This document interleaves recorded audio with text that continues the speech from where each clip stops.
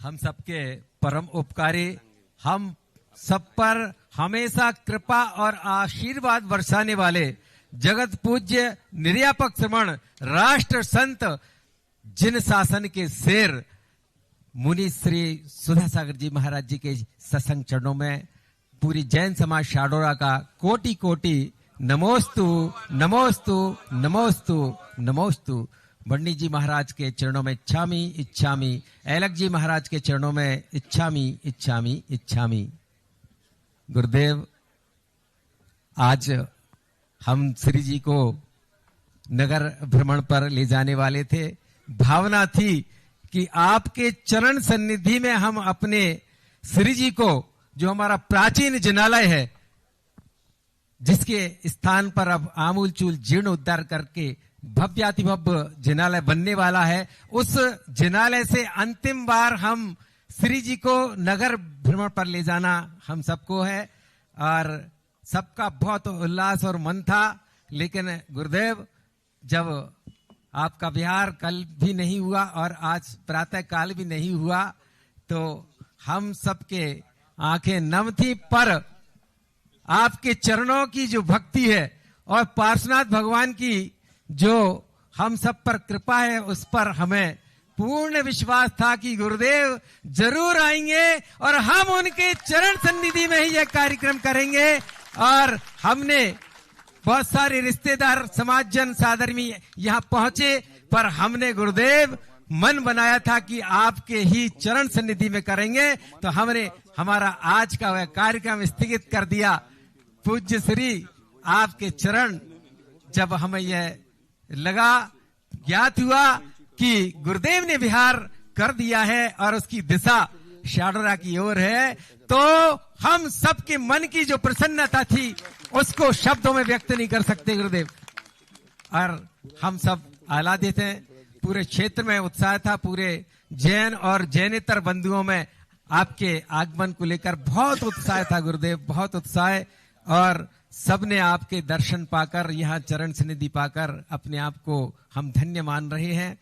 हमारे भगवान हम सबके बीच में यहाँ पर हैं और हम अपने गुरु भगवान के सानिध्य में हमारे वार्षिक जो कार्यक्रम होता है श्री जी को नगर भ्रमण का, वह भी संपन्न करेंगे।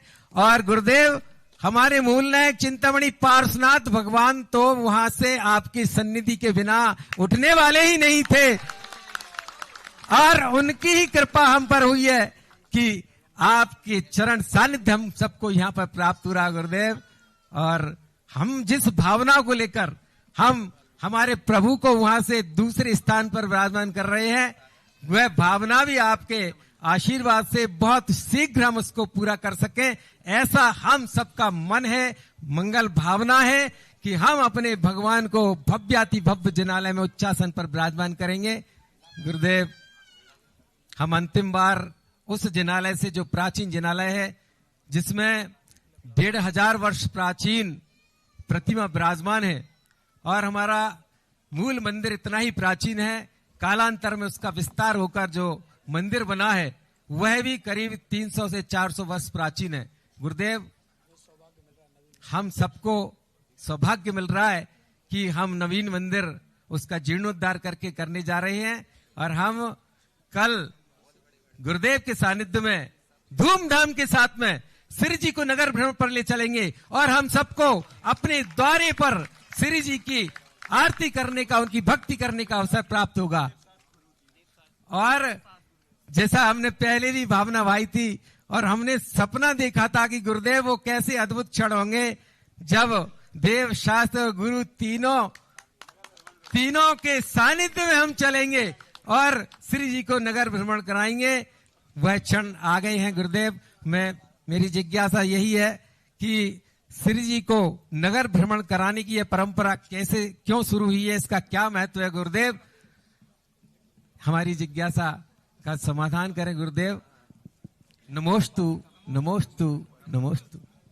कोई न कोई ऐसा पुण्य का संस्कार कहीं न कहीं होता है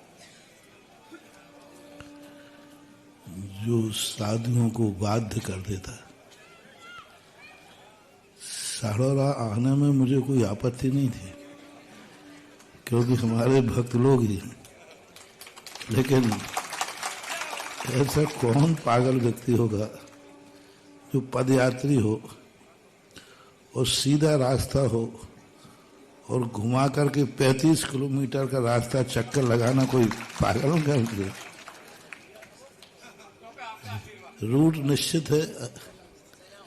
आज तक कभी ऐसा हुआ नहीं कि रास्ता सीधा जा रहा हो, 35 किलोमीटर पड़ रहा हो और 65-60 किलोमीटर का चक्कर लगा हुआ है।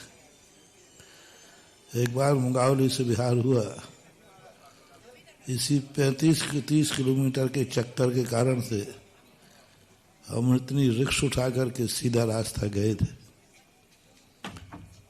गुरुवाई पे से बीना पहुंचते हैं और हम गए थे सीधा पटरी। लेकिन भक्त के बस में नहीं है। भक्तों को तो मैं टिरका देता है, लेकिन सामायिक के समय बहुत उहाप होता। सामायिक के पहले सुई डगमगा रही थी, लेकिन सामायिक में पारसनाथ भगवान ने कहा, देख बेटा,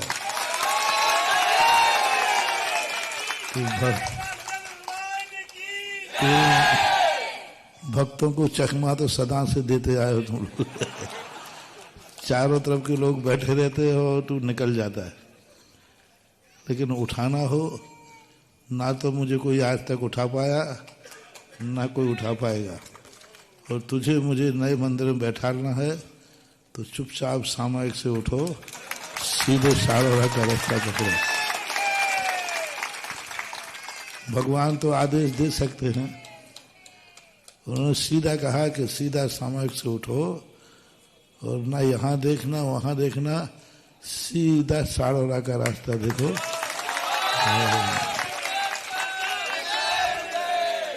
और जो कल्पना तूने की है कि मैं एक ऐसे भव्य जनाला में बैठूं तो एक दिन एक महातीर्थ के रूप में जाना जाए, सब जाना जाए, तो बस उन्हीं भगवान का आदेश कहो, उनकी आकर्षण कहो।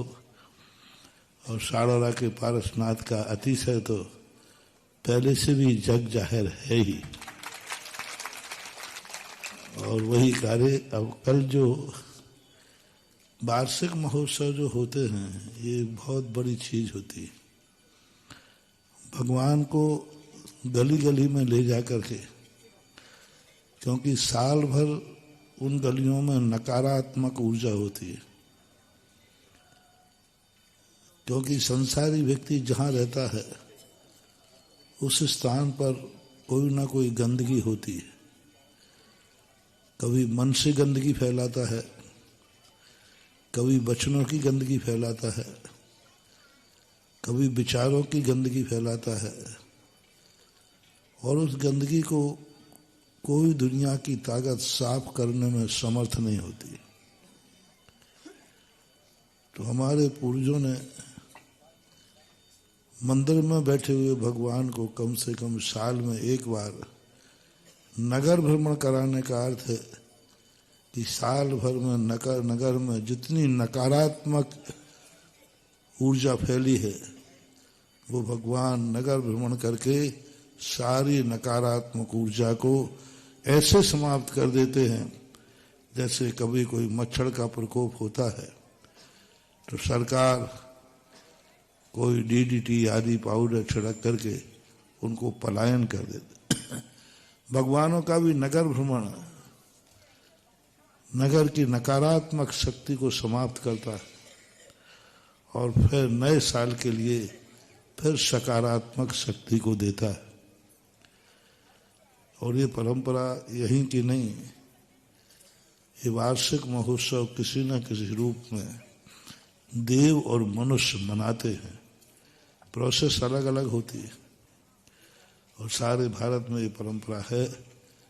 अब वार्षिक महोत्सव तुम्हारा होता था, कर लेते, कोई बात नहीं, लेकिन अब रोक ही लिया है। तो शनिवार को होता तो कम लोग आते, रविवार को कोई जाना है। हाँ, शनिवार को तुम इसलिए कम रख रहे हो, शनिवार को तुम इसलिए रख रहे हो कि लोग कम आएंगे तो व्यवस्था कम करना पड़ेगी। अब रविवार को तो महोत्सव जब अच्छा होना होता है तो हो सकता है आज का महोत्सव हो जाता तो शायद वो रूप नहीं बनता। कल जो महोत्सव होगा वो साड़ोरा का एक ऐतिहासिक रूप मिलेगा। वो भी हर साल के विमान महोत्सव की अपेक्षा इस साल के विमान महोत्सव को सब लोग बहुत उत्साह से देखेंगे। कभी कभी कोई देर भी होती है, उसमें भी कोई ना कोई अच्छाई छुपी रहती है। आशीर्वाद है, अच्छा है।